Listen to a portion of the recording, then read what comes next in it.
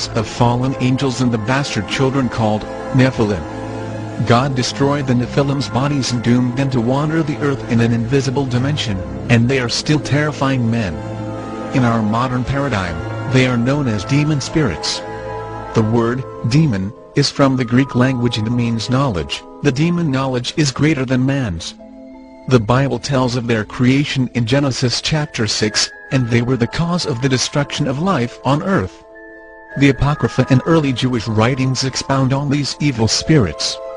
The Book of Enoch tells of their giant stature and how they manipulated the genetics of man and animals, in every imaginable way. In other words, no stone was left unturned, in their evil experiments. These evil spirits who proceeded from the giants that are still roaming the earth, and they will do so until the days of consummation. Here's what they do. They attack. They afflict, they oppress, they destroy, they do battle, they work destruction on the earth, they cause offenses. And again, these spirits proceeded from the giants, who came from people and part spirit, and so their number one target are people. Number one target. Folks, some of this can get weird, but it will explain. You guys have knowledge of the great monoliths and so forth in the world. These great structures, the pyramids and everything else. I'm going to bust a few bubbles tonight, because everybody's starting to go down this wrong path concerning all the constructions of old. And it's not right. Actually, it's quite simple. It's not complicated. It's not a miracle. It's something that was done. And you have to know the architecture of the spiritual realm to understand what I'm talking about. That's like portals. People talk about portals all day. The average person will say, well, what's a portal for? Isn't that from the Wizard of Oz or something? Right? But let me explain something to you. These evil spirits don't need a portal. They've been here since the beginning. I'll share something with you. Just to show you what people may not know, but it's knowledge and wisdom that was given out a long time ago that people don't really accept now. Now understand this. God gives His wisdom to anyone who will receive it. The problem is no one wants to receive His wisdom because they already think they have enough. Okay? They already think they have enough. I've heard a great many stories about the children of heaven who are called the Watchers, the first set. God referred to them as the children of heaven. How many knew that? They were the children. They were young. One of the same angels that made a pact on Mount Hermon was also the serpent in the garden. How many know that? How many know that? He was in the Garden of Eden. He is a serpent that did his thing. Semyaza was deceived by Lucifer himself, which, by the way, his kind is of a serpent. Just so you don't think I'm going off the rocker, you're also going to have to know about Michael, Uriel, Raphael, Gabriel, Ramiel, Sarakihal, and Raguel. You have to know about those angels. You're going to have to know who the four angels are that stand before God and what their jobs are. By the way, it's your heritage. You need to know what their jobs are, right? It's your heritage. You do realize they're fellow servants. The angels are. They're your fellow servants. How many know that the angels are your fellow servants? The only thing missing is the true archetypes of who they are. Because mankind once deified them. They once deified them, not understanding their jobs. And then when Jesus Christ came, He placed some of their responsibilities in you through the Holy Spirit. How many know that? How many know that? You know what? You might be really thankful for Jesus Christ after this conversation. Salvation is one thing, but to be able to survive and walk and stand in this world, that's another thing.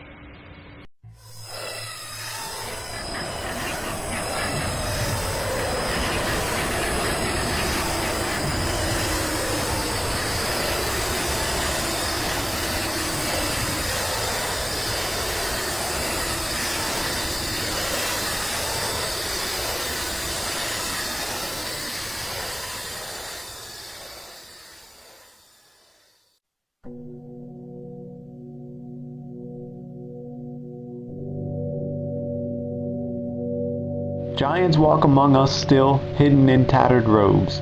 They speak quiet mostly, though their presence always known. They fall like thunder, wither and die, struggle incessantly, reaching the sky. We try to box them, they cannot fit in. The giants corrupt what we try to keep hidden. And if one day we make it inside, find a way to conquer the giant's hide, we'll watch the giants that we slew, and find that we killed ourselves too.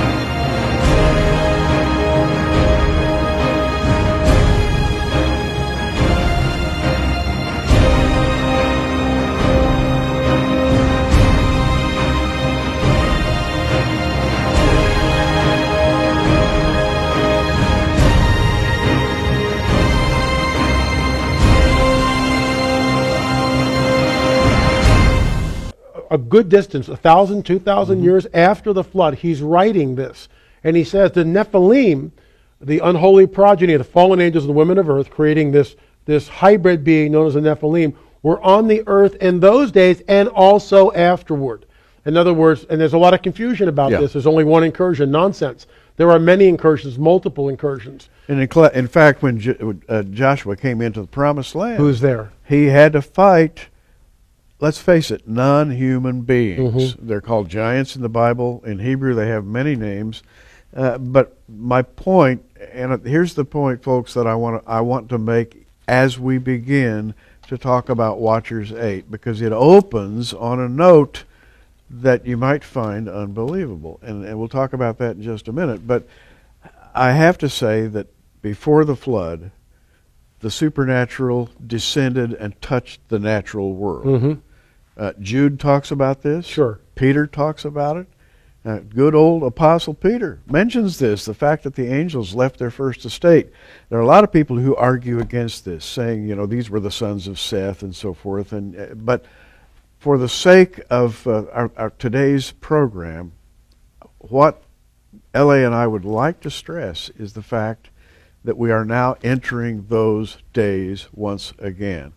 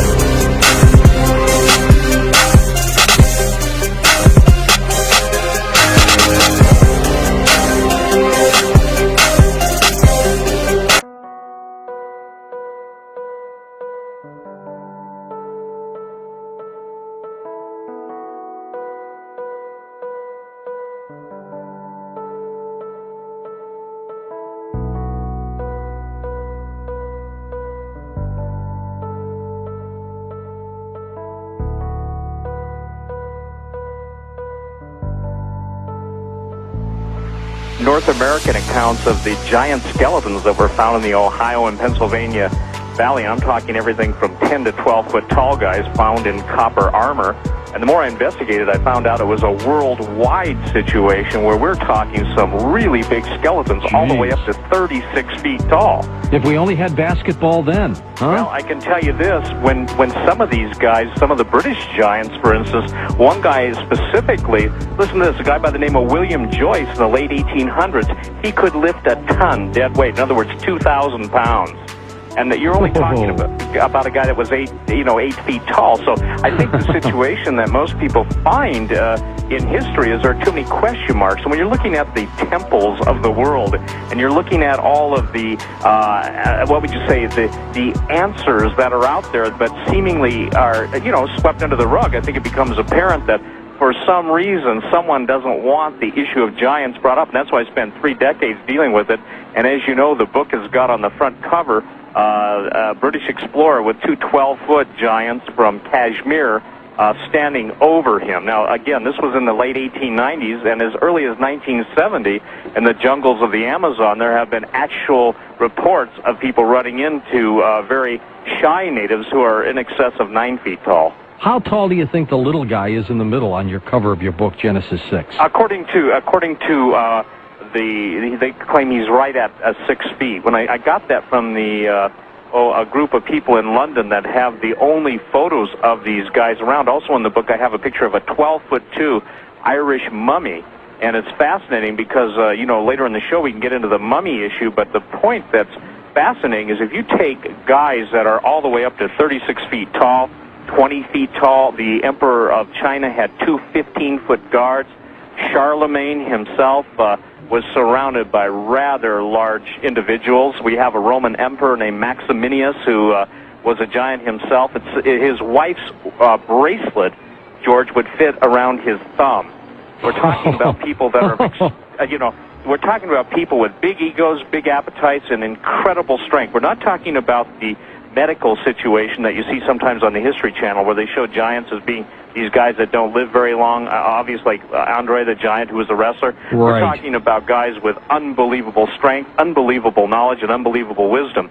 On the website, I even show some of the Incan kings, I-N-C-A-N, Inca, from the Inca Empire, basically in the museums of Peru, that have 4 to 5 times the cranial mass of a standard human skull. So we're not only talking about big guys, we're talking about people with incredible intelligence, and we're talking about an answer that obviously classical anthropology and archaeology, these guys don't want to deal with this. I think it was David Hatcher Childress that coined the word Smithsonian Gate.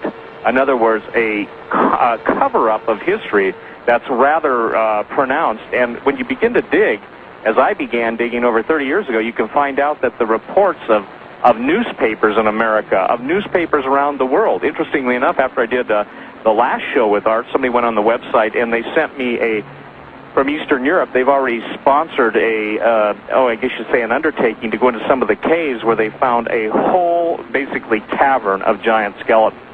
And in the New Ancient American, which is a magazine that's put out in America, they found the most contemporary find. It's someplace in Desert Southwest, and it actually shows the pictures of the giants, shows the cave, etc. So basically, interestingly enough, too, is that when you look at this, you see that there is a very, very, how should I say, skittish archaeological base out there that doesn't even want to deal with this. Well, do you think, Stephen, that these giants were regular offsprings of people, or that they popped up in a very unusual way, depending on the percent of population at the time? Well, first of all, I believe that the reason I use Genesis 6, let me read this and then I'll comment. All right. Genesis 6, 1, 2, and 6 are kind of interesting because it gets into the whole alien, the whole Nephilim, the whole Zechariah, Sitchin, Anunnaki, but let me read it. It says this: "And it came to pass when men began to multiply on the face of the earth, and daughters were born unto them, that the sons of God saw that the daughters of men, that they were fair, and they took them wives, all of which they chose.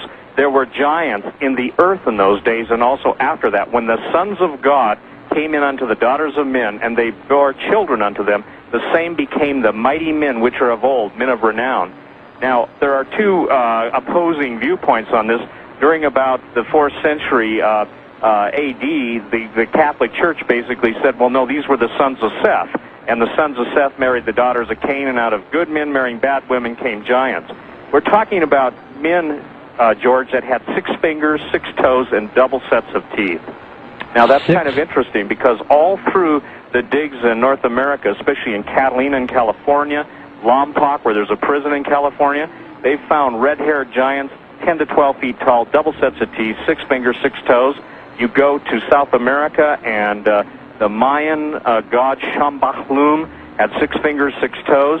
And so I believe there is a supernatural element, and then you've got writers who claim that we were created by the aliens, the Anunnaki, and I obviously I don't believe that. I believe that all the myths of history center around this one thing, that basically supernatural beings had sex with earth women and produced giants. And it's in the Bible, it's in Genesis 6, Jude 6, 2 Peter, but more than that, and in addition to that, it's all through history. So you believe that these giants are the offspring of fallen angels. Fallen angels from way gone back. Well, from way gone back. Cyclops, giants with one eye in the center of the forehead. And by the way, 2 months ago in Indonesia, there were actual cyclopean skulls found, one eye, giant, and immediately the standard, if you will, anthropological community came out and said, oh, these are just basically calcified remains of a normal skull. And, you know, it's interesting because, again, you know, basically you have from just the Genesis account of these fallen angels having sex with earth women, producing, again, a race of incredible people. You know, everybody's heard of David and Goliath, yes. But what they don't know is that Goliath had, you know, 4 brothers, and these guys all had 6 fingers, 6 toes. There's a guy named Og, O-G, not a hard name to remember, and some scholars place him at 18 feet tall. So from the Genesis account in the Old Testament through all of the the historical accounts through the different continents, whether you're dealing with South America, whether you're dealing with North America, the Europeans, the Asians, the Australians, the Greeks, everybody has got their records, their bones. And, you know, interestingly enough, in classic anthropology, classic archaeology, this stuff is basically taboo. They won't deal with it.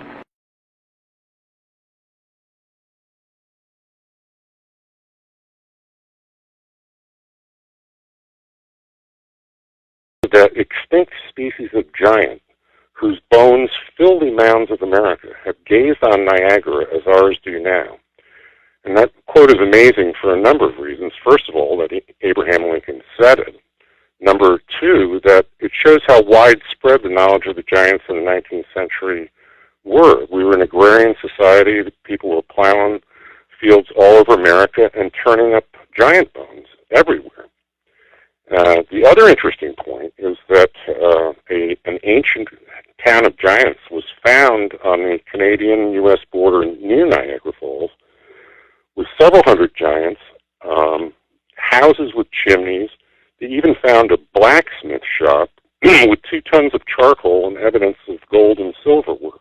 And then close to there in Cayuga, New York, they found what was called the Cemetery of Giants. That was 200 skeletons, 7 to 9 feet tall.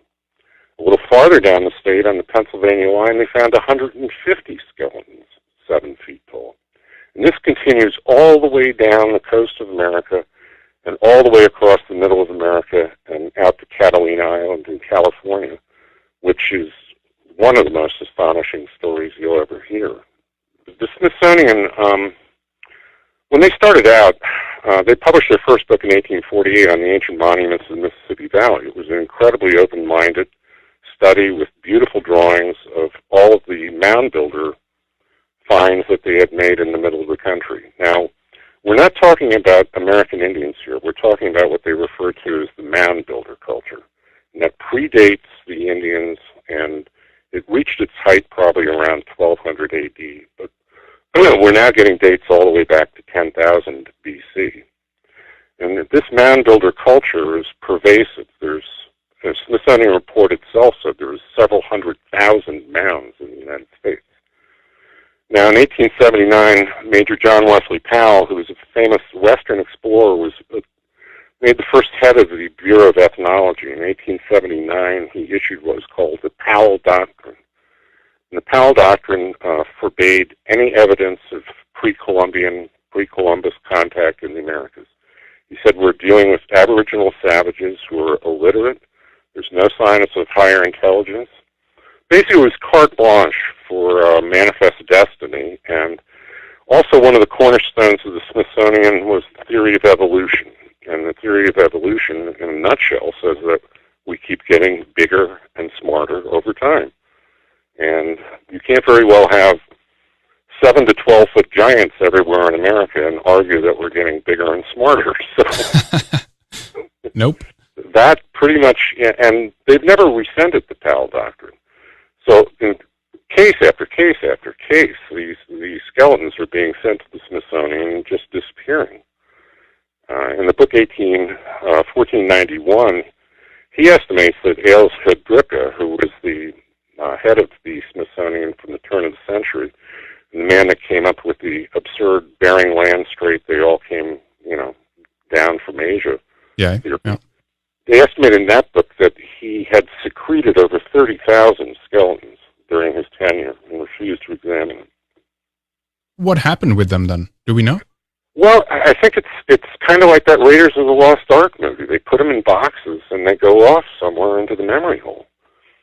There's, a couple of cases where somebody's actually, the Fowler Museum in UCLA purports to have 200 of the skeletons found out in Catalina, but that's a whole other story we can get into. The Smithsonian, on the other hand, is completely not forthcoming at all. Now, who would you say, if we could try to tackle that question a little bit, of who actually discovered America, or has it always been inhabited, do you think? Well, this is very curious.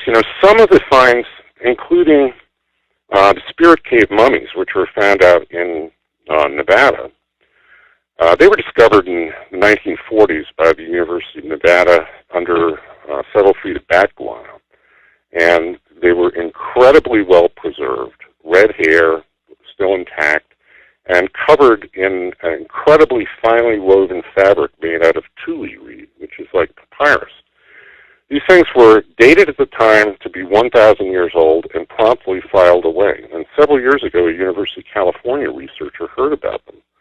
He got one of them, carbon dated it to 7,500 BC. Huh. We're talking about advanced weaving and mummification in the Americas at 7,500 BC. So at one point, I say, well, maybe we discovered them and they didn't discover us. Exactly, yeah. But the related finds, especially in the Newark earthworks and up in Iowa along the Mississippi River, there's evidence of hieroglyphs, Egyptian writing, Roman coins. There's Hebrew holy stones that they found. The list just goes on and on. Viking, Celtic, Scythian, Asian, Hindu. I think everyone knew we were here, except kids that go to school in America these days. And in Newark, Ohio, where a number of giants have been found, Ohio University has in their collection what they call the Holy Stone, which is a condensed version of the Ten Commandments, and some ritual cleansing bowls, which have been dated to the Second Temple. So it does raise some interesting religious questions as well.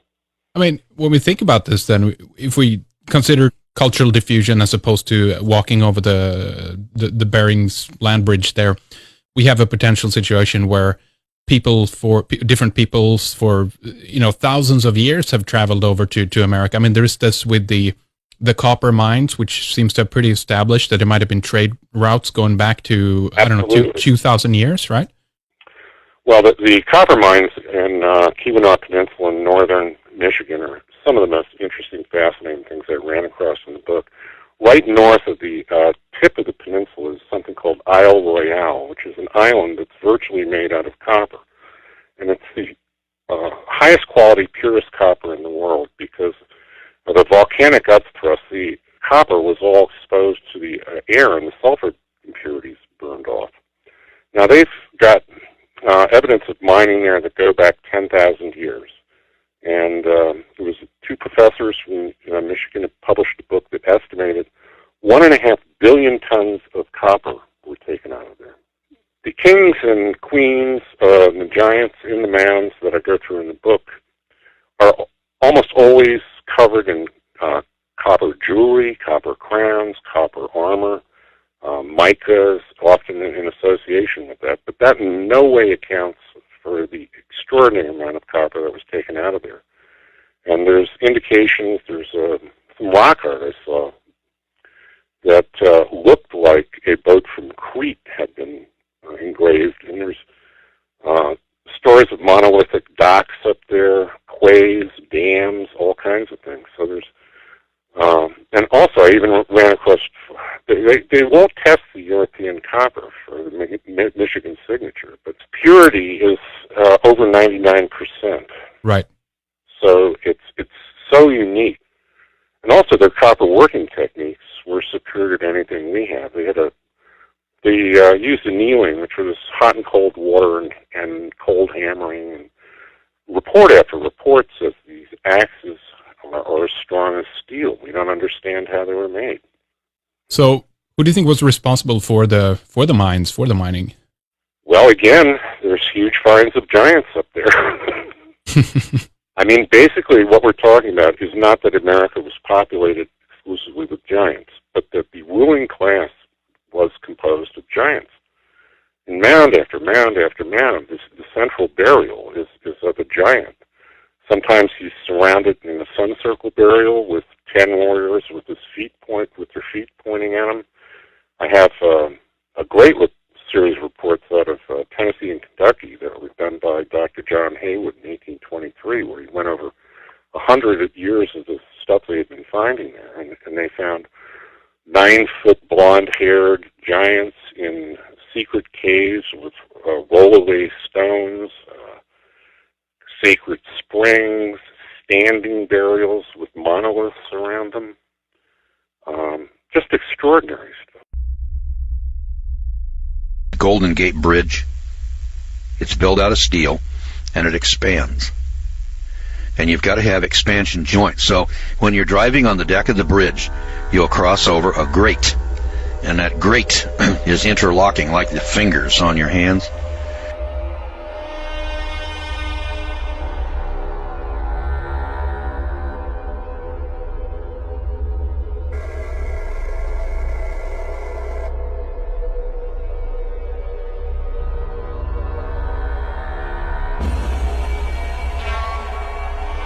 And as the sun shines on the steel, it expands and contracts an inch or 2 or 3 or 5. I don't know how much it expands, but it's got an expansion joint in there. Well, the Great Pyramid, when the sun shines on one side of it, it will expand faster, expand more than on the side where the sun isn't shining. So you've got to have them.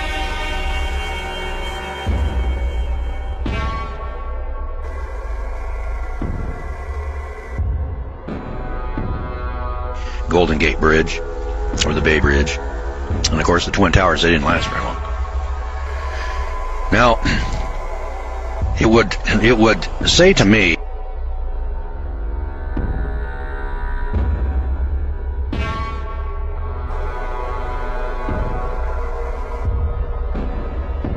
people who built the Great Pyramid must have had at least the same technology that we had in 1964 to measure it.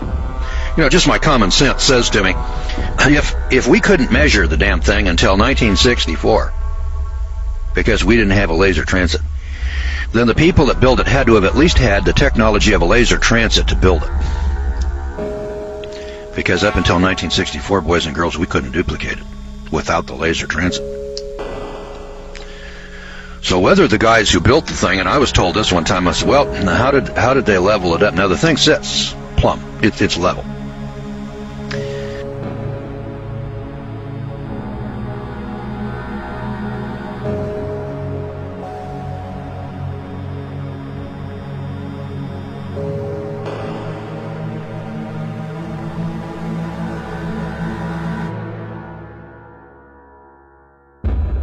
But then when this thing sits on 14 acres and it's plus or minus plumb, and then it's plus or minus a half inch on 4 corners, sitting on 14 acres, which is bigger than the Empire State Building, which is bigger than the Twin Towers, which is more accurate than either. You know, you got to sit there and say, hey, wait a minute. These guys were not savages dragging their knuckles on the back of the ground. These were not Cro-Magnons. We can't duplicate the thing today. That tells me they got to be smarter than we are. Now, if we could duplicate the thing today, we'd have 4 or 5 of them sitting out there. You don't see anybody building those today. Now, there had to be a reason for it. I don't know what the reason was. And that's another thing. People don't spend $32, $64, or $128 billion, building the most massive building that's ever been constructed in the history of mankind without a purpose. We haven't got a clue. Can't figure it out. Nobody's spending $128 billion today to build something over there in Washington, D.C. to commemorate World War II. We don't have the money, number one. Number two, if we had the money, we couldn't duplicate it. Don't know how. We don't know how they did it. Well, the guy that wrote the book Dead Men's Secrets, his name is Jonathan Gray. He hits upon this very subject matter over here. In fact, he hits upon a number of areas of life, like geography, astronomy, cosmology, mathematics, metallurgy, large-scale construction techniques, social organization, engineering, mechanical devices, everyday items, clothing, art, medicine, flight, space travel, ancient science, and civilization. Can you imagine space travel before Christ? Ancient science before Christ, civilization before Christ, flight, medicine, art, and clothing before Christ, equal to or superior to anything that we have today. Now, right away, somebody says, well, if that were true, we would have heard about it from archaeology. You would? You would? Excuse me. In 1940, there was a skeleton up here in the museum in Chicago. I think they call it the Museum of Natural History. It was a 14-foot skeleton. Now, the Bible says there were giants on earth in those days. This is back in Genesis chapter 5, I believe it is, or 6. There were giants on earth in those days. That does not fit with the theory of evolution. It doesn't fit with modern science. Now, go into that museum today, and you're not going to find that 14-foot skeleton that was there in 1940. I don't know what happened to it. I'm just telling you that in 1940 it was there. Today it's gone. It doesn't fit with the theory of evolution, and I first of all want to tell you that that is not science and that is not academic. That is propaganda. If it doesn't fit with your theory, what you do is you destroy it. You eliminate it, get rid of it. And that's not honest, and then it's not intellectual. So when I hear stories like that, I say to myself, well, why would archaeology, why would science, why would people in museums want to deliberately destroy the evidence? I mean, if there were giants, then why don't we say, well, gosh, there were giants? That's the truth.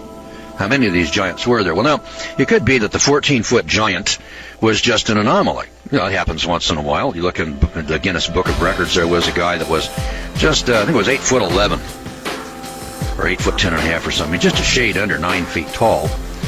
And the Bible talks about a guy named Goliath. There's David and Goliath. There's a Bible story there. Well, Goliath was 9'6". And compared to the giants described in the Bible, Goliath was a midget. 9 feet is pretty tall when you're comparing it to a 6-foot man, but 14 feet. And there was the story of a guy named King Og, and his bedstead was 14 feet. So the 14-foot skeleton that was in the Chicago Museum was an average run-of-the-mill 14-foot skeleton. There were people that were 15, 16 feet tall. And I suppose there were people that were 9, 10, 11, 12 feet tall, but they're all big. They're big guys. Now, are there any other skeletons beside that one in the Museum of Natural History in Chicago? And the answer is yes, by the hundreds. They've been discovered all over the world. And Dead Men's Secrets identifies the locations of those finds. Now, I didn't know that before. So I had heard of the Great Pyramid. I had heard of the Nazca monuments out here in the desert where they get spiders and monkeys, that are miles across, 6-8 miles across. And big buildings with building blocks that weigh 50 tons down in Peru and Ecuador. And cities that are built on cliffs and on top of mountains, Those are just one here and one there and one. It makes you think, well, my God, were there people out here in ancient times smarter than we are today, more technologically advanced? Did they have ships that could go across the oceans? Before the flood, flying in jet airplanes, they had medicine equal to today, art, clothing, and mechanical devices that have been dug up, but they don't fit the theory of evolution. See, evolution is a fairy tale for adults that tells us once upon a time, long, long ago and far, far away, And then they proceed to tell us the story about how billions and billions of years ago, thus and such occurred. Pure fantasy. There isn't a shred of evidence, not a shred of proof. No scientific tests can be duplicated. And, if people want to believe that, that's fine. There's no problem with that. People believe in religion. I kind of watch people, religious people. They scare the hell out of me, and I watch them as far away as I can get from them. And then they believe in superstition. And rational people who attach themselves to science, they attach themselves to another superstition called evolution. I call that science. I look at both of them and I say, oh my God, I got one superstitious bunch on the one hand, and I look over here and I got another superstitious bunch on the other hand. And neither side can ever come to an actual grasp of truth and understanding, how did it actually happen? So in order for us to do that, if we're going to arrive at the truth, we got to actually come to grips with 14-foot skeletons and buildings that are so big and so massive that we can't duplicate them today, and ask the question, well, how did those people build that? Who was here to do that? We look at Stonehenge, in amazement to this day, and say, how in the world did those people get 30-ton blocks of rock sitting up there on top of that? That would be a whale of a feat. It can be duplicated. We could do Stonehenge. But hey, boys and girls, there's a lot of buildings around the world that we can't duplicate today. There's a block of rock in a wall down in Ecuador that weighs 200,000 tons. It's a dressed rock. It's a square. I say square, it's rectangular, but it's got corners to it. It's got 8 corners. And these corners, are exact. It didn't just evolve this way. If you're out here walking around, and you see a block of rock over here and this thing is square, and you measure it up and it's got the same measurements all around it, you can be pretty sure that some intelligence over here squared that thing up. Here's the crazy part of it. Do you know how much 200,000 tons is? That's a lot of weight. That's a big chunk. Let me describe. The Titanic, that big ship, the Titanic, and the Queen Mary, these big merchant ships. Well, those big luxury liners weigh about 40,000 tons. 40,000 tons. All right, now let's pull the Queen Mary into a shipyard, and let's just stick it under a couple of cranes, and let's just pick it up and set it on the ground. Do you think that there's any place in the world that there's a crane big enough to pick up a ship like the Queen Mary? Well, I'm here to tell you that there isn't.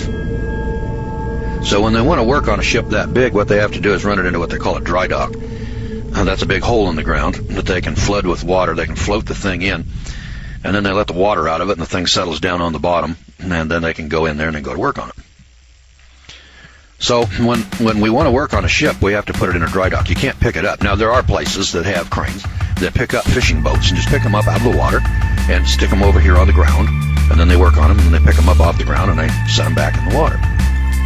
Fishing boats and things like that. Now, let's go down here. I told you there's a rock here that's now 200,000 tons. There's lots of rocks that are 50,000 tons. That's as big as or bigger than the Queen Mary. There's lots of rocks that weigh 200 tons. They go anywhere from 3, 6, 16, 30, 50 tons, things like that. And these rocks are set into walls, and they're dressed. Now, some of them are square. Some of them are odd shapes, and then the odd shape fits with the next rock, and it's cut in an odd shape to fit. Kind of like looking at a puzzle. The odd shapes that go into a jigsaw puzzle.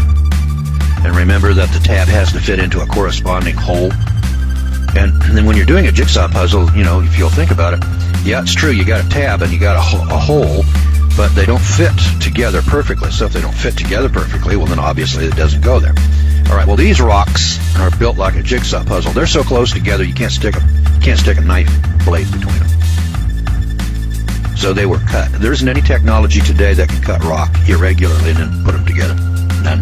Doesn't exist. And yet there they are. Now, those people that did that were smarter than we are today. They had a greater technology than we have today. And the Bible talks about that. And the Bible talks about space flight. The Bible talks about flight.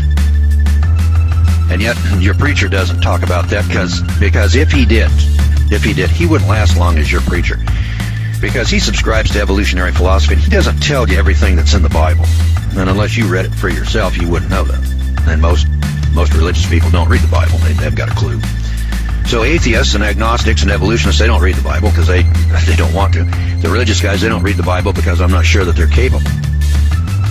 mean, everybody's got one, but they don't read it. And if they read it, they don't believe what it says. I mean, time and time and time again, you take a look at people's actions, in life. People don't practice Exodus chapter 12. Jesus asked the question, he said, well, why do you people call me Lord, Lord, and do not the things which I say? That's because they've got a different God, they've got a different religion, they've got a different program over here that they follow. They don't follow the Scripture. Well, anyway, Jonathan Gray over here writes a book called Dead Men's Secrets. And then I want to tell you a little story here, pertinently.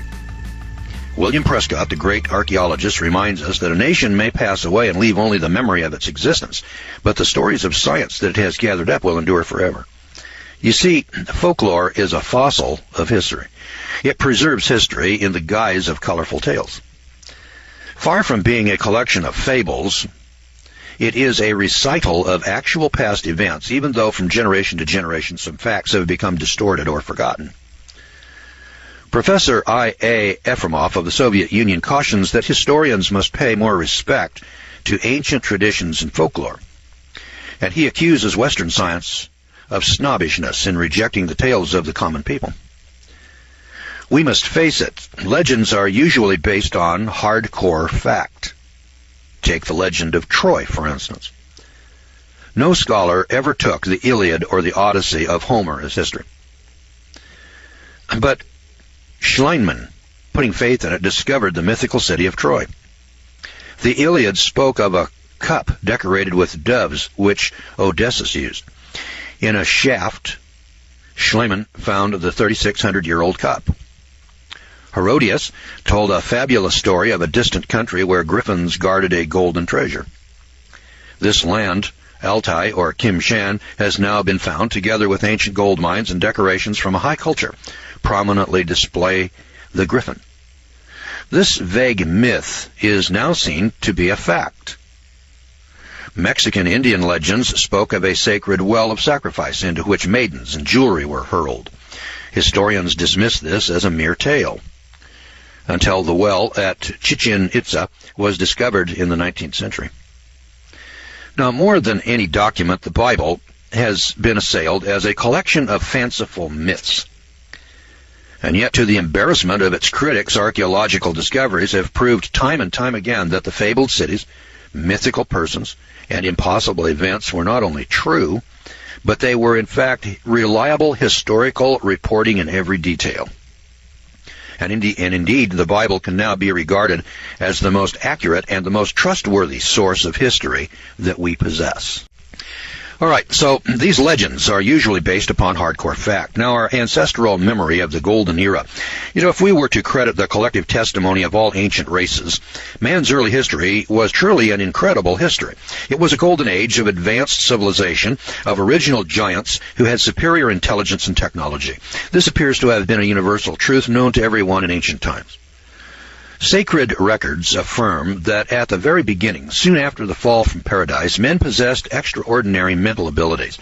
Beginning with the raw earth, they mastered a high level of civilization and technology in just the first 6 generations of their existence. In that short time, they were able to build cities, play complex musical instruments, and smelt metals. Indeed, with their scientific complexities, these earliest men, it seems, were no fools. We might well wonder to what degree they further developed and refined this technology. In the final few centuries before the flood struck, were the miracles of science as common as they are now? A perfectly valid question, I would think. Now imagine, if you can, paved rainbow cities whose houses of crystal reflected every special hue, and we're talking about air travel, computers, and plastics. Now, did you know that when Alexander Graham Bell gave us the telephone, he said that it had been done before? The old devices have been reinvented, he observed.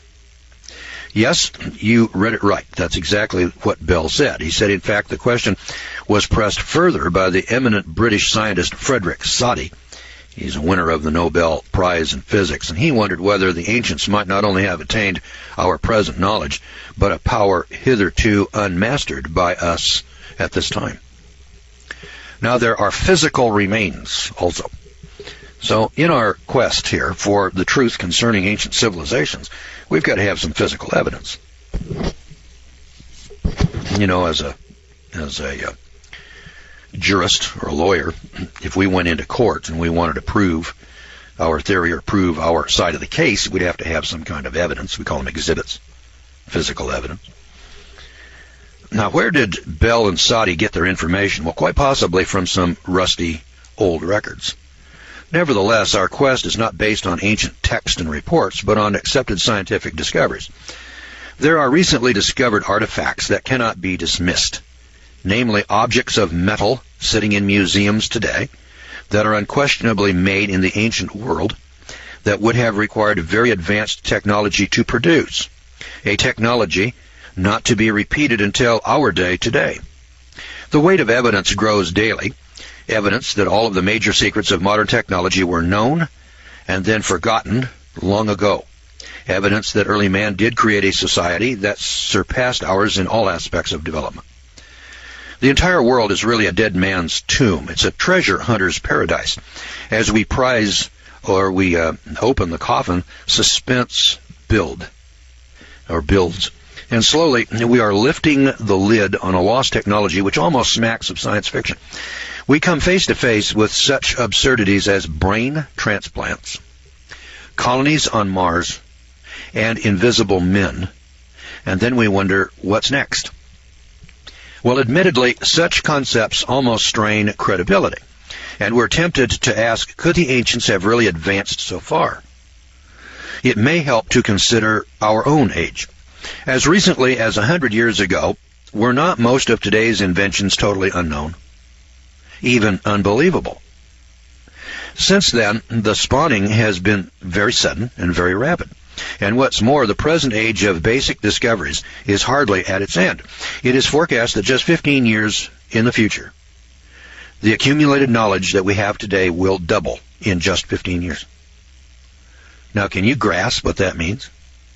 How then can one possibly conceive of the state of knowledge attained by the antediluvians before the deluge struck? Let me ask you this question. Think about this for a second.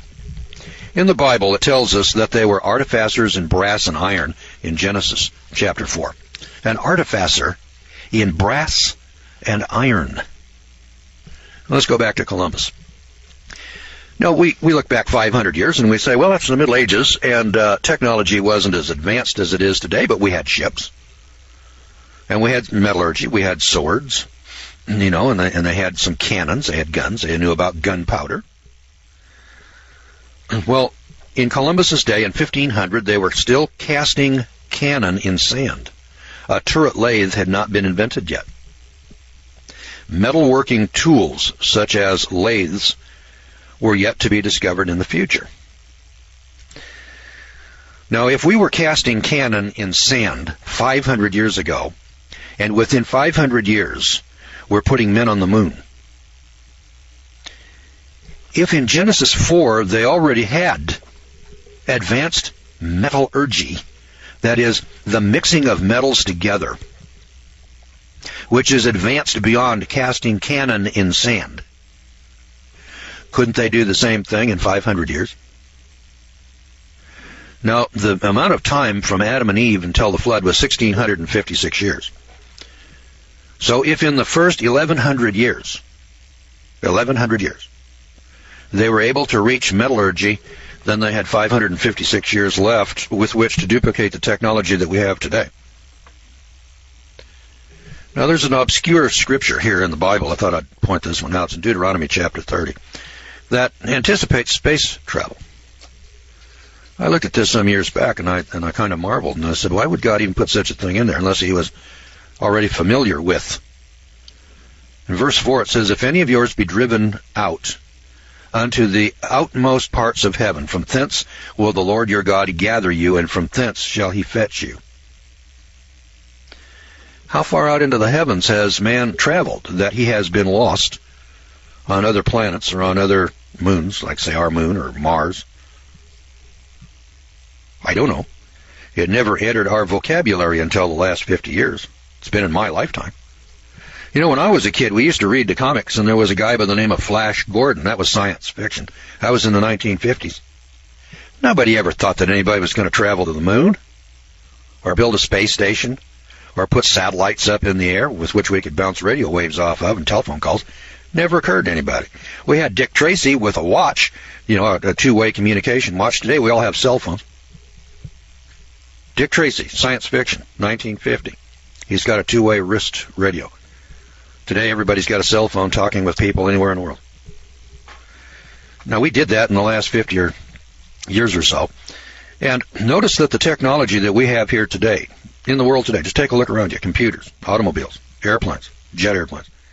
We didn't have that 100 years ago. Go back 200 years. Look what has been accomplished over the past 200 years and ask yourself, if these people were already advanced in metallurgy prior to, this is BC, this is way before the flood, for crying out loud, this is before Noah's Ark. Now I know, you go to the movies and you look at the movie, Noah's Ark, or you look at the movies that are produced by Cecil B. DeMille, in Egyptian times, and we say, hey, these people are barbarians. They're ancient. They don't have technology.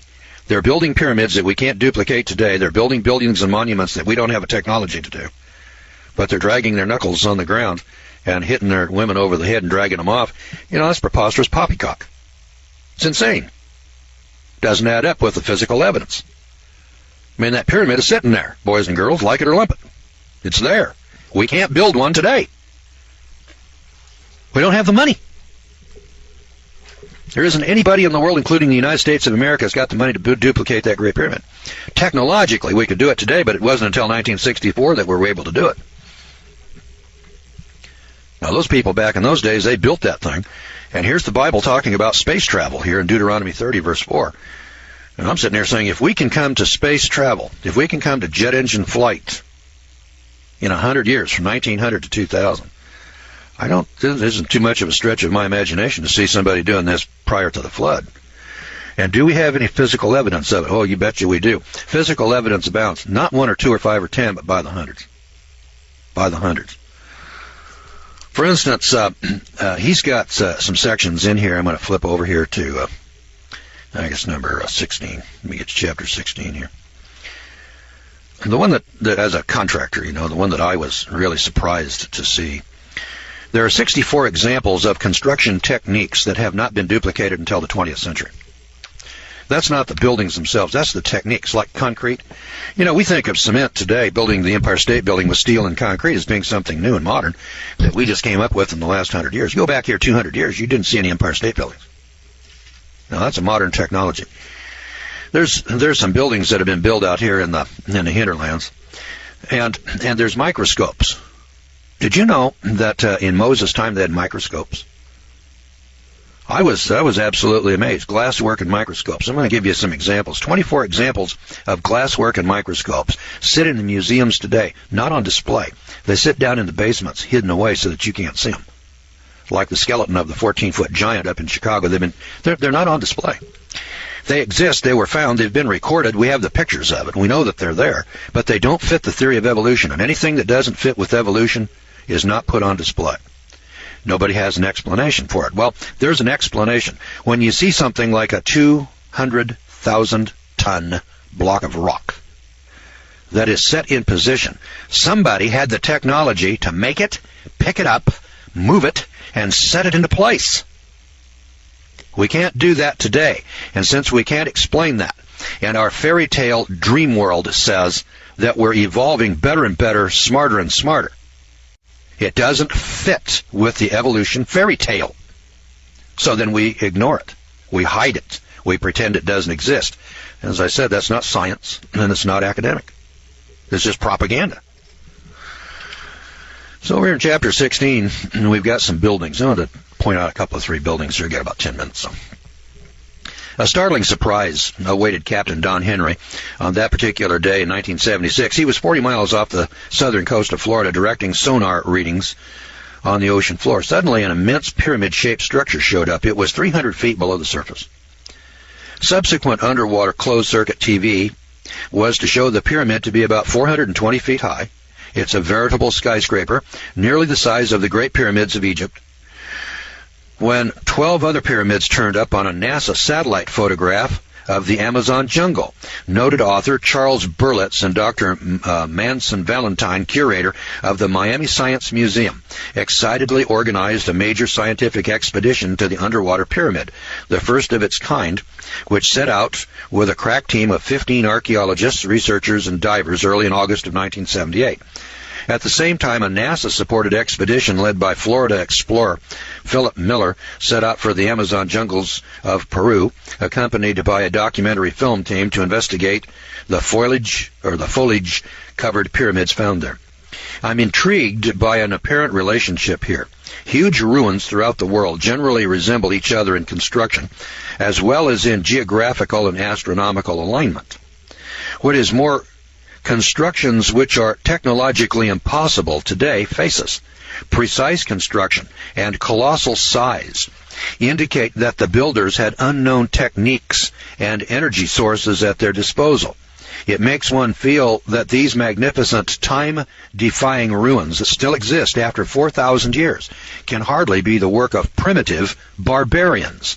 Surely they are the scientific instruments of an advanced universal civilization. So join me on a grand tour, and you'll see what I mean. This is not possible by muscular strength. This grand complex was built with a technical skill embarrassing to us and by a method which is totally unknown to us today. Here was a city of startling dimensions. Acres and acres lie covered with truncated pyramids, artificial hills, lines of monoliths, platforms, underground rooms, and giant gates which incorporate architecture beyond our technical scope today. Many large gateways were built from a single stone. The Gate of the Sun is the biggest carved monolith in the world. It is a single block of rock, 10 feet high and 6 feet wide. The size of some of the buildings is astonishing. The fortress of Akapana, 650 by 496 feet, was once a pyramid 167 feet high. The Sun Temple was on a platform 440 feet long by 390 feet wide, composed of blocks of rock 100 to 200 tons each. Walls of the temple complex itself had blocks of 60 tons each. Steps of the stone stairway were 50 tons apiece. Here were terraced temples like those of faraway Babylon and Nineveh. The walls of the palace were 220 feet long by 180 feet wide. Its throne room was 160 feet long by 130 feet wide. The steps from the palace entrance were washed by the lake now receding and 15 miles away. The paved court under our feet is 80 feet square, with a covered gallery 45 feet on one side. Court and hall are one single block of dressed stone. One single block. Building blocks. One is 36 feet long, 7 feet wide, fitted without lime or mortar and without any joint showing. Nearly every stone is micro-accurately cut and polished, nicked, mortised, and occasionally even beveled. Water conduits have a completely modem shape with smooth cross-sections, polished inner and outer surfaces, and accurate edges. See these half pipes? They have grooves and corresponding protrusions that fit together. Plundered Spanish invaders stole the interlocking copper or silver keys which secured the stonework from earthquake damage until they had survived for thousands of years. Subsequent earthquakes leveled the structures. As late as the 19th century, there were imposing colonnades to admire, of which sadly there is now no trace. Many of the great buildings were dynamited, and then untold treasures disappeared. One 24-foot statue remains. But the records are there.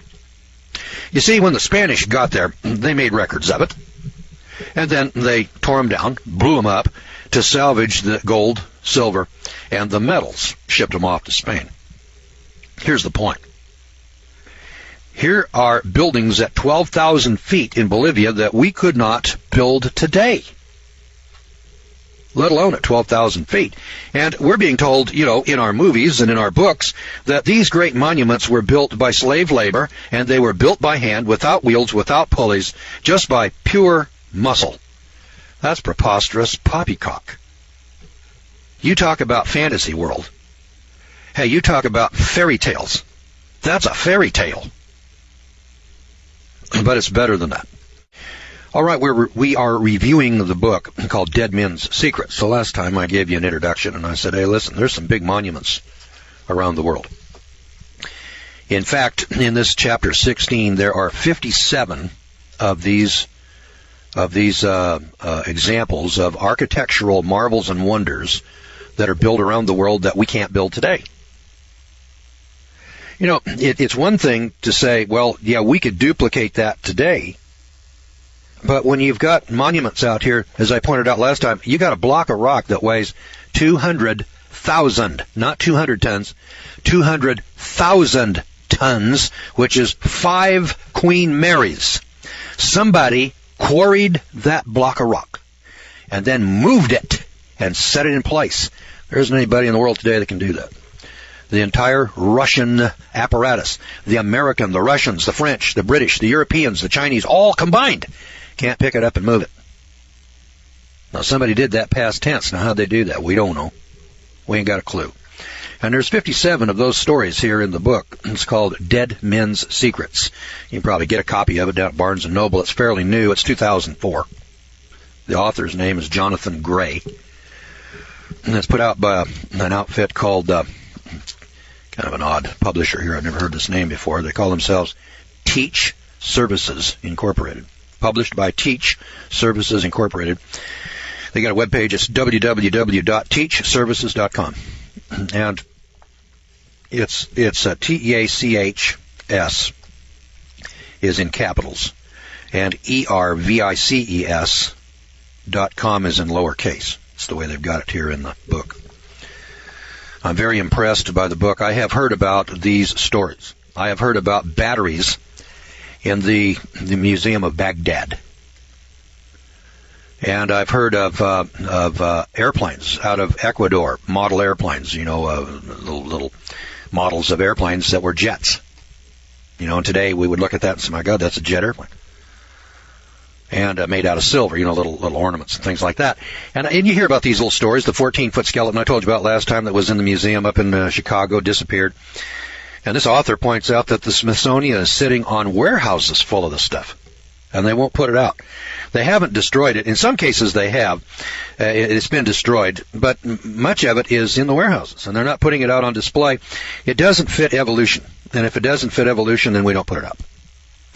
And so this guy wrote a book. See how many pages are in here. It's a pretty thick book. It's 300 pages. Come on, page numbers. Show me your stuff here. Oh, my God. Tell me there's no page numbers. Here we are, 350. Yeah, it's 350 pages or more. 350 pages, and it talks about geography, astronomy, cosmology, mathematics, metallurgy, large-scale construction, construction techniques, social organization, engineering, mechanical devices, everyday items, clothing, art, medicine, flight, space travel, ancient science and civilization, all of it documented, all of it with physical evidence that we have uncovered over the last 200, 300, 400 years. And it's sitting around in warehouses, being carefully hidden, being carefully concealed, but it's all well documented. And he's done a very professional job, footnoted it, showed you the sources. I got to tell you this story. Now, last program I told you about a 12,000-foot elevation here in the Andes Mountains, where they've got this fantastic city over here with the ruins and so on, well documented by the Spanish when they got in there. They blew it up, destroyed most of it. Some of it, the site's still there. Most of the rocks are still there. They got pictures in the book here of the rocks. The tragedy of it was the destruction that was wrought by the Spanish. They just came in there and just tore it all to hell. Not exactly clear why they tore it all up. It didn't all have gold and silver in it, but much of it did, and they robbed it and stole from it. Did you know that there are pyramids in the world that are bigger than the Great Pyramid of Cheops? Now, if you're like me, you heard that the Great Pyramid of Egypt is the biggest pyramid in the world. Down in Mexico City, 40 miles out of town, there's a couple of pyramids called the Pyramid of the Sun and the Pyramid of the Moon. I saw those as a kid. I was about 20 years old or so. I went down there and I looked at those pyramids. Oh, my God, these two pyramids look just like the pyramids over in Egypt. How could these people over here in the New World be building pyramids that look just like the pyramids in Egypt unless they had had some kind of communication? I mean, I can see people building a pyramid, on both sides of the oceans, but you got to have, if they look alike, they got to look different, if they never had any communication. If they look exactly alike, well, then obviously one saw the other and copied it. I don't know who copied what from who, but I'm pointing out that these pyramids are all over the world. It isn't just here in the New World or in the Maya lands or the Aztecs and so on, but hell, these pyramids are in China. They're in Australia. They're in the United States of America. Did you know we got 9 pyramids over here in the United States of America, sitting over in Illinois? I never read about those pyramids here in the United States when I went to school. I never heard a word about them. And one day my wife said, my wife is from Illinois, and she said, have you ever heard of the pyramids in Illinois? I looked at her like, pyramids? She says, yeah, they're about the same size as the Great Pyramid of Cheops in Egypt, and there's 9 of them in Illinois. And I looked at her like, lady, you got to be out of your mind. There's no pyramids in America. If there were, I would have heard about it when I went to school. And she said, well, turn left here. Let's go take a look at one. So we drove out into the countryside. And here's this great big mountain. There are parks. The state of Illinois has a park there. I climbed to the top of one of them. The top of the pyramid, the top of this pyramid in Illinois, is 1/2 acre in size. That's the top. The top is a 1/2 acre. It's bigger than your house. It's bigger than your lot for most of you people out there.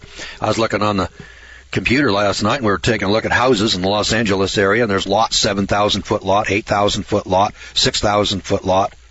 I mean, you people live on pieces of ground that aren't as big as the top of this pyramid. I'm not talking the bottom of the pyramid. I mean the top of it. And then, it sits on acres and acres of land, and it's 400 feet tall, and it's built out of dirt, and somebody packed all that dirt up there. I'm telling you, boys and girls, that if you had to go out here and build that pyramid today, if you called the Caterpillar Tractor Company, you'd have to have a major contracting outfit like Guy F. Atkinson to come out there and build something like that. We look at it and we say, oh, well, just a bunch of Indians with a bunch of baskets carrying dirt stacked it up there. There's no Indian tribes around here ever claimed that they built that thing. It was there when they arrived. That's what they're telling them. Well, anyway, listen to this. The tallest building in the world until this century, until the 21st century, and still the most massive structure on Earth, is an ancient pyramid 120 stories high. 120 stories. All right, now the Great Pyramid is 450 feet high. That's 450 times 10. It's 4,500 feet. Is that right? No. That's I think the Great Pyramid of Cheops, if I remember, is 450 feet divided by 10. Yeah. That's 45 stories. Now remember, the Twin Towers in New York, the Twin Towers, they're 110 stories tall. Remember that?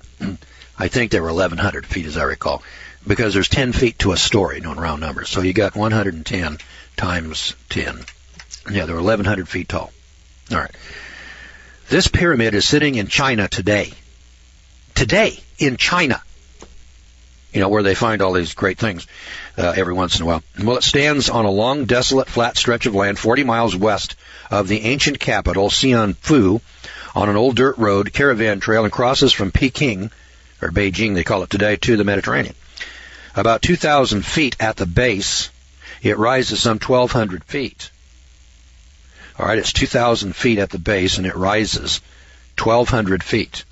1,200 feet. The Great Pyramid in Egypt, 450 feet. This one rises 1,200 feet. There are actually 7 pyramids, flat-topped, with 3 carved giants resting along the outer edges. The 4 faces of the pyramids are, like so many ancient structures, aligned to the compass points. Traces of color remain on the sides, indicating that colors that were given to each side: east, aqua green; south, red; west, black; north, white; and on the flat tops, traces of yellow. A pair of American adventurers who roamed Asia between the 2 world wars, R.C. Anderson and Frank Shearer, were shown these pyramids, and Anderson visited Egypt's pyramids in 1970 and believed himself to be the only man living to have seen both the Chinese and the Egyptian pyramids. In 1946, a U.S. Army airplane crew rediscovered and photographed these pyramids from the air. Place 26 skyscrapers the size of the Empire State Building, and you have the volume of the largest Shin Si pyramid. All right, you ever hear of that? I hadn't either. So I wanted to tell you. Some skyscrapers, heights, and constructions in China equivalent to 120 stories, Ecuador 60 stories, Egypt 48, Bermuda seabed 42, Italy 35, Iraq 30, Guatemala 23, India 22, Mexico 21, Kampuchea, Kampuchea 20, Arabia 20, and Turkey 20. Now these are all buildings or monuments in China, Ecuador, Egypt, Bermuda, Italy, Iraq, Guatemala, India, Mexico, Kampuchea, wherever that is, I can't tell you. If you want to check me out, Kampuchea, probably some new country in Africa, Arabia, and Turkey, 20-story tall buildings. Hell, we weren't building 20-story buildings until 1900. And they're still here. These structures, by the way, boys and girls, have withstood time for thousands of years. And it's thought that all of these structures are built before Noah's flood and survived the flood. Or they were built right after the flood in the period of time between Noah and the Tower of Babel and up to the time of Abraham, which would have been around 2000 BC. Now, some of these monuments went through the flood, I would guess. They survived the flood. I could be wrong about that. They may have all been built on this side of the flood, every last one of them. But my guess is that some of these things, especially up in the Andes Mountains, unless, of course, they had that technology after the flood and then it was destroyed after the flood, which this guy points out could well be the case. Now, this is the section on construction, large-scale construction. There's another section in here that's called construction techniques. It's chapter 17. There's 64 examples of construction techniques. He starts off by saying, it is a human impossibility, gasped Hyatt Verrill. And he's right, and yet it happened. The great mountains of the Peruvian Andes are awesome enough until you gaze up those extremely steep slopes, and you perceive the death-defying ruins perched on top of these mountaintops. The setting is terrifyingly wild, mountains miles high, vanishing into the sky, notched with narrow ledges, slashed with ravines and bottomless gorges. Waterfalls of an awesome beauty plunge from these immaculate snowy peaks down into the damp, unknown depths of the canyons. So rare is the air that even the mules are obliged to stop every 10 paces to catch their breath. Here at the frontiers of the impossible, a vanished civilization set gems in stone, astonishing and astoundingly assembled polygonal walls suspended over the abyss. They carved practically vertical stairways up stupendous precipices. High in the clouds rises one acrobatic stairway of 64 steps, which had to be carved in a place where one could only get a toehold for support. Another comprises 600 steps. Just imagine that. And then here are the pictures of these stairways up these mountains. Now these ingenious jewels, or jewelers in rock, ascended a dizzying mountain no wider than the blade of a sword, and topped it with watchtowers and walls pierced with lookouts. The mountain drops away so abruptly that if a workman slipped, his body would not hit the bottom for 3,000 feet. Today, on all sides, the ruins of temples, fortresses, and towers surmount the peaks and cling to the vertical sides of the canyons like ivy. Overlooking a waterfall, a splendid palace rises above the fierce abyss, impossible to reach. How was this palace built? Terraces were miraculously inlaid into vertical slopes, perched over the canyon faults. How did they hoist up heavy, carved rocks by the thousands? Site after site is built atop bluffs, which are too steep to be accessible. Many seem to have been literally hurled up as though the monstrous stones flew there.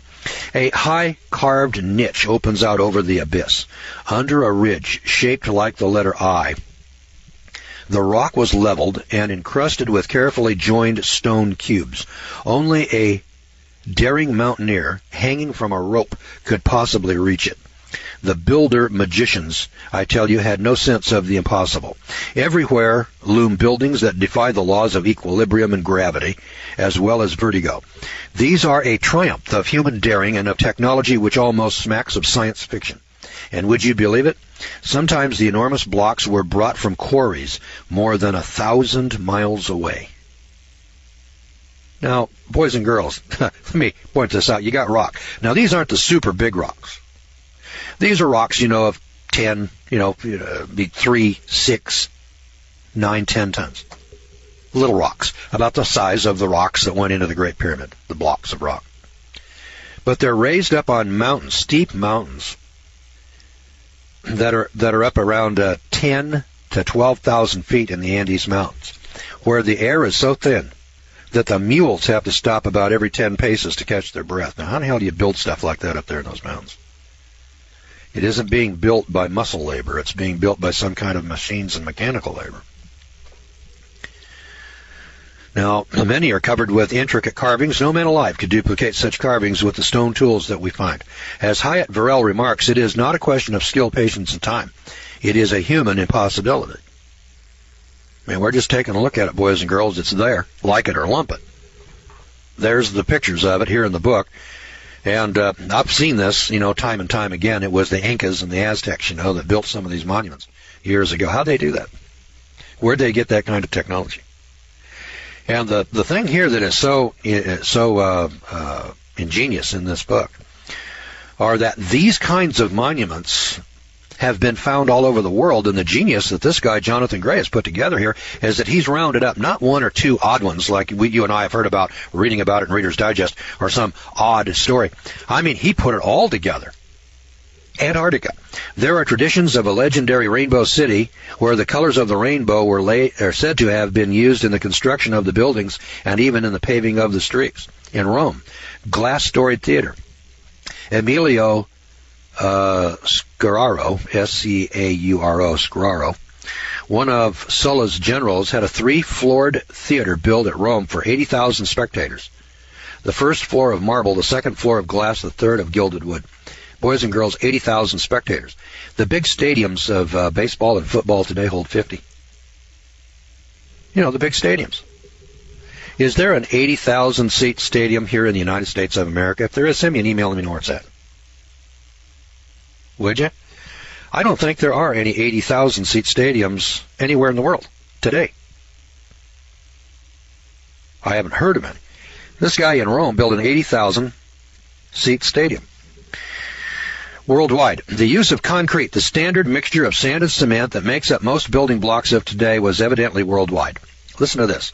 They found it at Yaxuna, Tucoba, Mexico, Cuauhcillo, Mexico, Guatemala, Quito, Ecuador, Cunza, Ecuador, Marchusni, Peru, Santa Cruz, Bolivia, Pompeii, Italy, Tourette-sur-Loup, France, Cohard, France, Crete, Sterveco, Yugoslavia, Egypt, Northwest China, Western Australia, Arkansas in the USA, Tennessee in the USA, and New Mexico in the USA are all sites where we have found ancient monuments or buildings made with cement that we didn't discover and use here in the modern world until the last 2 centuries. Well, obviously the concrete technology was available all over the world, for crying out loud, thousands of years ago. Well, how come we didn't have concrete over the last 1,000 years if it was available to those people 2,000, 3,000, 4,000 years ago? Boys and girls, they had technology years ago. And then we lost sight of it. We went into what we call the Dark Ages. And then Julius Caesar went into Alexandria and destroyed 1 million volumes in the Alexandria Library. And the Romans, have been called the great builders, the great civilization. The Romans were the great destroyers. The Romans destroyed more than they ever built. Civilization and technology was so much greater than when the Romans were here as to defy description. The Romans never discovered anything. They destroyed what they found. And that's one more example. Let's take a look at another one. The seabed off Bimini, but now raised into a jetty material at Fort Lauderdale, Florida. Perfectly drilled 5-pointed star holes with sharply defined tips cut right through 12-foot-long blocks of granite. Other huge 1/2 to 6-inch diameter round holes perfectly drilled through 12-foot thick blocks of rock. Granite, one of the most abrasive stones, wears expensive diamond drill bits down to nothing very quickly. Okay, kids, and they took it off the seabed off Bimini. It's now sitting in the jetty material at Fort Lauderdale, Florida. Perfectly drilled 5-pointed star holes with sharply defined tips cut right through 12-foot-long blocks of granite. Another huge 1/2 to 6-inch diameter round holes perfectly drilled through 12-foot thick blocks. Hey kids, we ain't had that technology over the past 100 years. Where'd those people get it thousands of years ago? 200 years, 500 years, 1,000, 2,000 years ago. Where'd it come from? Did it come from savages evolving from monkeys, dragging their hands or knuckles on the ground? Come on, kids, let's grow up and get real. You know, the people over in Borneo who are still living back in the Stone Age are not doing that kind of technology. And you're sitting there saying, well, you know, we men, we're getting smarter and smarter as time goes along. Hell, we can't do that today. Over in Turkey, the boring of holes finer than the thinnest needle in a block of hard stone. Turkey. Over in Turkey. They got holes bored through stone which is finer than the thinnest needle. We can't do that today.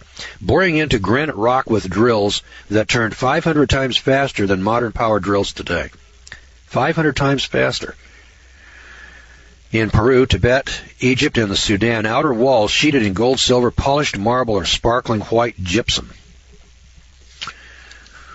Granite building blocks, smoothly polished like glass. Practically all buildings of antiquity have been stripped of their outer shiny surfaces, so that today we see only the raw stonework. In Syria, Babylon, Mexico, Samaria, plaster-coated surfaces. In Tibet and Babylon, decorated enamel or blue porcelain walls. Enamel, blue porcelain, Tibet and Babylon, today. China, Babylon, Mexico, and Egypt, multicolored surfaces on building exteriors. In Brazil, the use of different colored stones in the approach steps to buildings. Peru, steps polished like glass. Bolivia, colored decorated pillars. Greece and Peru, hydraulic gates opened by means of a complicated jet of water. In Crete, Etruscans in Italy, hydraulic lifts. Essential to the support of highly technological society must have been the use of massive water storage dams of modern strength. The enigma was, vestiges of these appeared not to exist. As I sought for evidence, the question kept emerging. Had river rampages obliterated all traces? Recently, one solution to this mystery fell open in quite a bizarre manner. Arkansas. Carpet rock, an area an acre or so in size, which recently split off the Petite Jean mountainside, has a curved grid of ironwork running all through it that gives it the carpet appearance. Examination, however, shows it to be reinforced concrete with the steel gridwork still intact and little rusted, surprisingly, until you realize that it was sealed from oxidation until splitting off the cliff only recently. The whole cliff, Carpet Rock and Petite Jean, is thus seen to be one vast concrete pour, very, very old. It was the spillway of a vast dam which must have contained the White River and the Arkansas River in one great impounded lake. Now, does this sound like the work of semi-primitive men who had to use stone tools, horses, and vine ropes? No, the early builders obviously had sophisticated techniques. In later times, methods became more basic and building less ambitious. The earlier apparatus fell into disuse, gradually disintegrated, and was ultimately lost to history. That's here in Arkansas. Carpet Rock. Features of houses, 2- and 3-story dwellings. In Lebanon, Crete, Tunisia, Arizona, houses of 5 and 6 stories. Pakistan, Babylonia, expert construction in bricks, expert construction in bricks similar to our own, heated to about 900 degrees. So they weren't just making mud bricks, boys and girls, they were making fired bricks. All right, we've been taking a look at construction techniques in large-scale construction. I'm an old-timey contractor. That caught my eye right away. I see these buildings, monuments. I see concrete being used, cement being used in ancient structures. I see pyramids in China. I see pyramids in Mexico. I see pyramids in Illinois. There are pyramids all over the world. Pyramids, like the pyramids of Egypt, all over the world. Who built them and why? I suspect many of those were built before the flood. And if not, then the technology from before the flood, assuming that it was all destroyed, then was built after the flood. In that period of time between about, 2350 BC and about, maybe, 1500 BC, maybe a 1,000-year period. Now, there's a lot of questions that you probably have in your mind that are answered in other chapters in the book. Always keep in mind that when I review a book, I cannot read the whole thing to you. I can't cover every page, every subject, every topic, every chapter. So I pick out of the book those chapters that are really boggle the mind. Now, there's one in here that deals with electricity. Have I got electric in here? Where is it? Geography, astronomy, cosmology, mathematics, metallurgy, large-scale construction, construction techniques, engineering, mechanical devices, everyday items. There's a chapter in here that deals with electricity, and I can't put my finger on it. So I'm not going to spend the time looking for it right now. How about microscopes? Microscope. Did Moses have a microscope? Now, we know that Galileo discovered the telescope, sometime in the 1500s. And then from that, somebody got smart and they said, well, if we can see out to the moon, can we see something a little bit smaller? And then we polished glass. And then we made the glass convex and concave. And as time progressed, we finally came up with microscopes. Well, listen to this story. It's chapter 15. Glasswork. Microscope on a sexy spider. Leaping lizards. What do you make of that? Shall we bank for another run? The Peruvian flyers could scarcely believe their eyes. Spread out below all over the desolate Nazca Plateau was a mass of geometric patterns and giant pictures of birds, animals, and people as far as the eye could see. These ground-drawn objects were so numerous that they could be seen only from an airplane. Small wonder that they were not discovered until that day in 1939. Now, here are some really fabled, and you've probably heard this what do they call this thing now? Nazca, N-A-Z-C-A. I imagine if you put that into a Google search, you probably get a lot of information, Nazca. Anyway, for those of you that are uninitiated, down here in Peru, up around 15,000 feet, there's a flat plateau. And on this plateau is a spider. This spider is 6 miles across. It's built about 18 inches high out of just little rocks. Somebody went out here, and they just picked up little rocks, and they built a stone wall 18 inches high. And they built it in the outline of a spider. And the thing is 6 miles across. 6 miles. And it's in perfect size. I mean, the legs are the perfect size with the head, and the head's perfect sized with the body. And it's got all 8 legs, and they all stick out in one thing. There's monkeys and other animals, and there's people, and they're 6-8 miles across. The only way you can see, when you're on the ground and you're walking along, what you see is a stone wall. And so you walk along and you say, gee, here's a little stone wall, 18 inches. It won't keep a sheep in. It won't keep a llama in. It won't keep a cow in. And it's about 18 inches high, and it's uniform in height, and it goes out there for a long, long ways. I mean, you can look down this wall, and it curves, but you can't see what it is. You could not tell that was a spider by looking at this walking on the ground. But in 1939, some guy's flying over it with an airplane taking pictures, and he says, oh, my God, there's a great big spider down there, and it's 6 miles across. Well, then they went down there and they started measuring this thing. Who built that? And who built the monkey? And who built the people, the outlines of these people in these 18-inch stone walls? That's who built it. And then the question is, why? Why would anybody do such a thing? Because you couldn't appreciate it. You couldn't even know it was there unless you were in an airplane flying over it. You have to be in an airplane. You got to be up in the air over the top of it to see what the hell it is. That's how big it is. Now that tells you pretty plainly that whoever built that thing built that to be looked at, and the people that are going to look at it are going to look at it from an airplane or from up in the air. Could be a gas balloon, But then if that's the case, then gas balloons were invented before 1700. First one I heard of was a hot air balloon flown in France about, 1705 or something like that. But it gets better than that. Not only do we need an airplane to see this, fashioned by an unknown pre-Inca culture, and covering an area of 30 square miles, they're still unexplained. So here's 30 square miles of plateau with a number of these monuments, these monkeys, spiders, and people laid out on the ground in 18-inch high little rock walls. We have no idea, working from the ground, anybody could execute such figures in perfect proportion. They can be observed successfully only from 1,000 feet in the air. One of the drawings depicts a spider. It has one leg deliberately lengthened and extended, and at the tip of the leg there is a small cleared area. Now there's only one spider known who uses the tip of its third leg in this precise manner shown in the drawing in this 6-mile-long rock wall spider. It's called the Riccinuli. It's spelled Riccinulei. Riccinuli. That's the way I'm pronouncing it.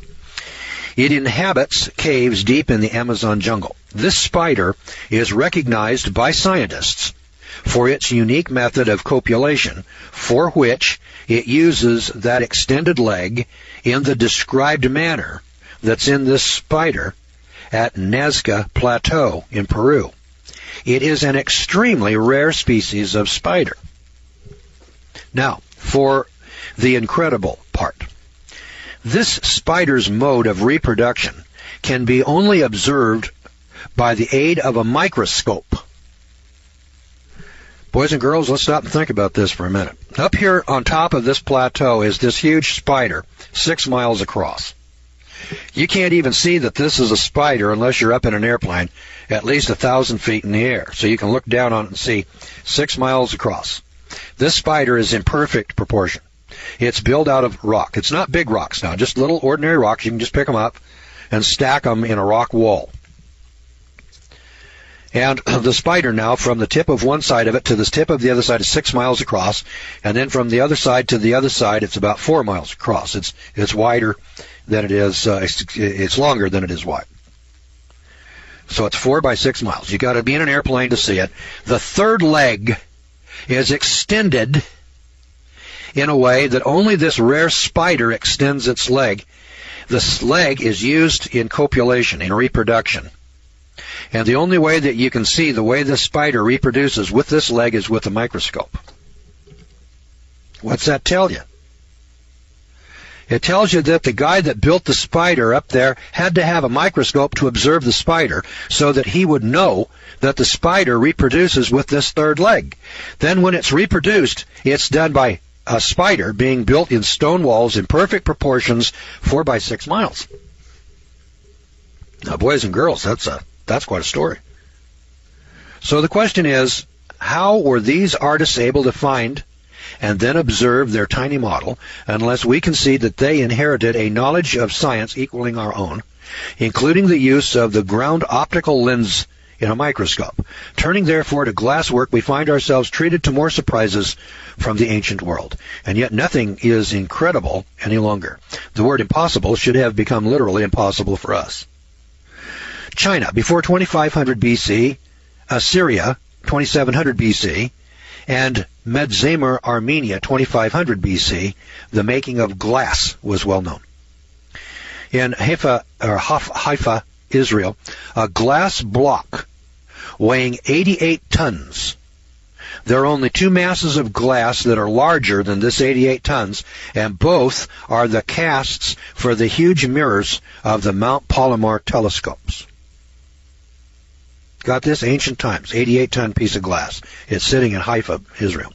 Now, we're told, of course, that ancient man was backward, I hope my curiosity will be pardoned. I have a question. How did those early races develop the enormous amount of heat necessary to melt the ingredients into this enormous mass of glass? Well, obviously, this block is inexplicable, except with reference to a super technology. Now, I want to point out that when you got a piece of glass 88 tons in size, boys and girls, those Mount Palomar telescopes, that telescope of that 200-incher up there, it's bigger. It weighs more than that 88 tons. Now go back, do a Google search on Mount Palomar. They built the thing back in the 1930s. And when you read the story of how that Palomar telescope was built, it'll just boggle your mind. And here is a story back in ancient times. They got a block of rock that they call glass. It's 88 tons in size. Huh? Boy, you got to have real technology. That Palomar telescope was designed and built by the Corning Glass Works in New York. They were the only people in the world that could cast a piece of glass that big, and that was back in the 1930s. Then the thing had to be shipped on railroad cars, special railroad cars out to California. Then they had to move it from the railroad cars in Los Angeles up to the top of this mountain. I mean, it's a story that just boggles your mind. It was a hell of a feat back in the 1930s. And here we got the same thing going on thousands of years ago. But they didn't have railroads, and they didn't have trucks, they didn't have gas engines, they didn't have furnaces.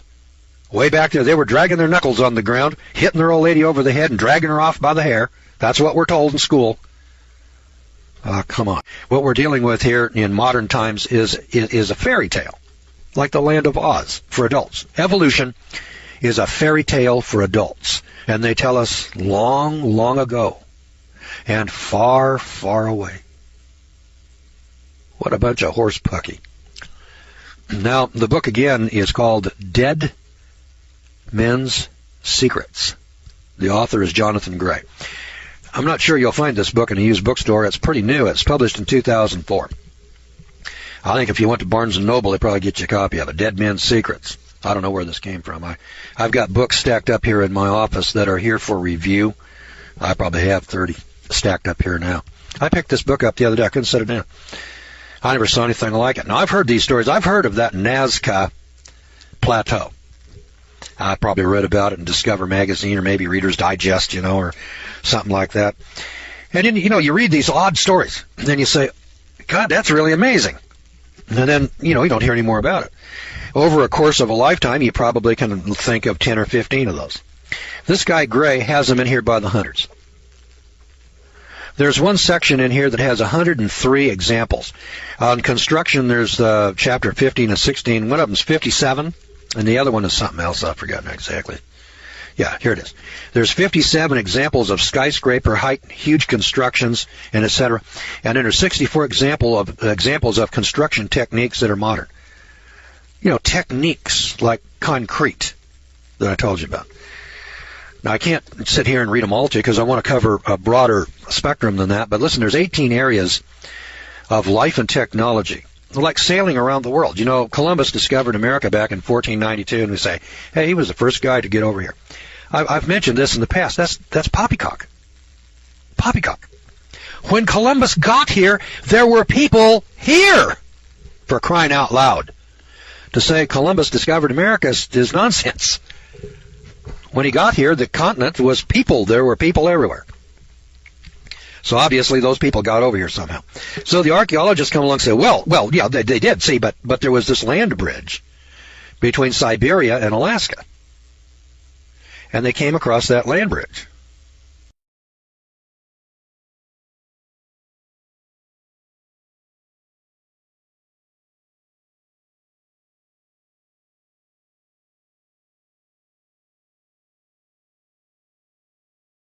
That time in history now. We're in the days of Noah, and everything that preceded Noah building the ark and the judgment of Almighty God on this earth that was in rebellion is about to be relived.